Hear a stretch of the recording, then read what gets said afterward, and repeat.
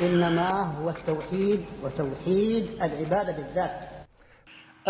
One other attack on the Quran from a historical perspective, and this is much more blatant, you might say, a recent publication called the Syro-Aramaic Reading of the Quran, a contribution to the deciphering of the Quranic language. This was published in 2000 by a man named Christoph Luxemburg. His ideas are not new, but a more carefully formulated theory that the so-called original Quran was in what he calls an Arabic Syriac dialect that conveyed unorthodox Christian ideas. So here you have simply a statement that the Quran was not even originally written in Arabic. He says the original Quran was rewritten through the 2nd, 8th, and 3rd, 9th centuries. Again, all that focus on the 2 centuries, where somehow the Muslims of that time period fabricated and invented the entire religion. So that the original Quran in this Arabic Syriac dialect was rewritten into what we call classical Arabic, that only emerges in the Umayyad and early Abbasid period. Now this is a theory that's been even attacked by other Western scholars, right? But I'm mentioning it because these ideas persist, right? And it just kind of reflects, a certain trend in Orientalist thinking. Okay. Now, when we get to the Hadith, and this is the last major section that we'll take a look at today, the Oriental objectives related to the Hadith. The prevalent attitude of Western scholars toward the Hadith is even more dismissive of their authenticity than toward the Quran. The starting point for Western scholarship is that the Hadith, which ultimately form the basis of the Sirah and the Sunnah, are largely fictitious reports invented in the 2nd, 8th, and 3rd, 9th century.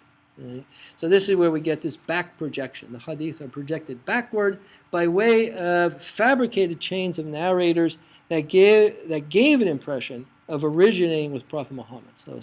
So basically, the argument about the Hadith is that it's completely fabricated, invented, and has nothing to do with Muhammad ﷺ, with the Sahaba from the 7th century. What we'll present here is a brief review of major Western scholars who studied the Hadith from this biased perspective.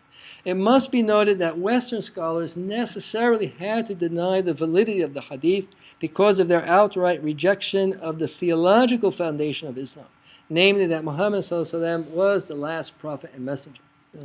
Because if you accept the validity of the Hadith, you're accepting the theology. That Muhammad ﷺ was a prophet, that he was surrounded by the Sahaba who were trustworthy and pious, and they took the knowledge of Islam and they passed this on. So this is a theological concept, or a theological historical concept. Okay, and if you deny the prophethood of Muhammad ﷺ, and you deny the status and the role of the Sahaba, you have to reject the whole idea of the Isnad and the whole idea of the Hadith. You can't give validity to the Sirah, to the biography of Muhammad, if your starting point is that he was of little value or significance whatsoever. So this is where the theology and the history get linked together. So whether they were Christian polemicists or secular historians, the Islamic theological claims had to be dismissed out of hand. Now, one of the early Christian scholars, right, a man named Henry Lammens, he died the Islamic year 1355, 1937. He was a Jesuit scholar, right? And he has been described by other Western scholars, right, as being filled with a holy contempt for Islam. So here you have a Jesuit scholar who hates Islam doing all these studies about Islam. And specifically looking at the Isnads and the Sirah of Prophet Muhammad. So his conclusion, and this is the methodology that Lammens used, was that all of the unfavorable reports, so any hadith that he thought made Muhammad look bad, he said these are authentic. And any hadith that made Muhammad look good, he said these are fabricated. And that was his basic methodology. Right? Now, this methodology was even too extreme for most Western scholars. But again, it shows you the extent to which, and he does have an impact. Right? And a lot of this is, more detailed presentation in a book by a man named Clinton Bennett, and the book title is In Search of Muhammad. And he's a modern Western writer, but a very fair and objective, you might say. Right? He's looking at the issue. He's presenting this history. Right? I mean, he's not a Muslim. He says that. He's very clear in the way he's presenting the information. So he's not being, deceitful, you might say, in trying to, say here's an objective overview when it's really, a biased presentation. One of the most well-known Orientalists who established the idea of the Isnad system is invalid as a means of transmitting knowledge from the Prophet ﷺ and his companions was Ignatz Goldseer. He dies the Islamic year 1339 or 1921. Goldseer is a very well-known, some of you might have heard of him. He laid a very important foundation for Western scholarship that continues to a certain extent right up to today. His approach appeared to be more scholarly and objective on the surface, but the same bias can easily be detected. Right? So he didn't come out so blatantly like Lammens, right? A much more subtle, sophisticated set of arguments that he puts forth. But just one quote from his book, and this was a book titled Muslim Studies. That's the English translation. It was originally published in German in 1888. And the statement is, he says, the Hadith do not come to us as documents for the earliest history of Islam, but as a picture of the ongoing efforts of the Ummah at the time of its refined period of development. So here he's, again, laying out simultaneously a starting point and a conclusion. Okay, because what he's saying is that the hadith are not accurate. The hadith only reflect what Muslims were thinking in the 2nd century and the 3rd century. Had nothing to do with the 7th century Arabia. So this is again the basic perspective of Western scholarship. Another famous Western writer is a man named Joseph Schacht. He wrote in the mid-14th, 20th century. He focused on legal texts, right? But again, looking at the 2nd, 8th, and the 3rd, 9th centuries. Right? His conclusions further solidified the idea of back projection, meaning that Muslim scholars of later centuries invented the asanid, the isnads, and the narrations in order to give legitimacy to their rulings by claiming that they are grounded in a statement of Muhammad ﷺ. Right? And again, it's a very flawed study because he's only looking at a very small body of legal writings. And we know that the legal writings, the fiqh, utilize the hadith in a very specific way. And if you focus only on a small set of legal writings and try to project that into a big picture of everything that was going on with the hadith, you end up with a distortion, and that's exactly what he did. I want to just go through one more modern scholar who's writing on the hadith, right? And I say now, criticism of certain aspects of their ideas has occurred. The basic premise of the hadith, that the hadith are not reliable and can give only a general picture of what happened in the 1st century of Islam, remains the prevalent view. Right? And here I'm going to take a look at just a few statements from a contemporary scholar, a man named GHA Doon Bowl. And he's written rather extensively on the hadith from this Western perspective. And I'm going to give a couple of his statements. And this is taken from a book called Muslim Tradition. It was published in 1983. He states that it is difficult to accept that all those early reports are to be considered historically true, or that the details in each one of them should be taken as factually correct. but I maintain that, taken as a whole, they all converge on the description of the situation obtaining in the period of history under scrutiny, which may be defined as pretty reliable. Right? Now, if we think about this, this is a contradictory statement, because he says that they can't be considered historically true, right? Or that the details in each one of them should be taken as factually correct. Right? But then somehow he says, even though they're not historically true and not factually correct, we can make a reliable assessment. Right? And again, this is a type of distortion of information. That he, on the one hand, is saying, okay, we could get some sort of reliable picture, but the evidence that we're using is fictitious evidence. So how are you going to say the information in the Hadith are not factually correct, but we're going to get a reliable picture anyway? It makes no sense. This statement allows for only a general understanding of what was happening at the time of Prophet Muhammad ﷺ, while indicating that few details of Muhammad's teachings can be known. This is made clear when Doon Bowl goes on to argue, and this is his statement from the book, it is safe to say that Abu Bakr, the first caliph, cannot be identified with hadith in any extensive way. This may show that during his reign, examples set by the Prophet or his followers did not play a decisive role in Abu Bakr's decision-making. And he makes the same claim for Umar and Uthman. So he's saying the first three caliphs, Abu Bakr, Umar, and Uthman, radiallahu anhum, had nothing to do with the hadith, had nothing to do with examples from Prophet Muhammad ﷺ. And this, again, makes absolutely no sense.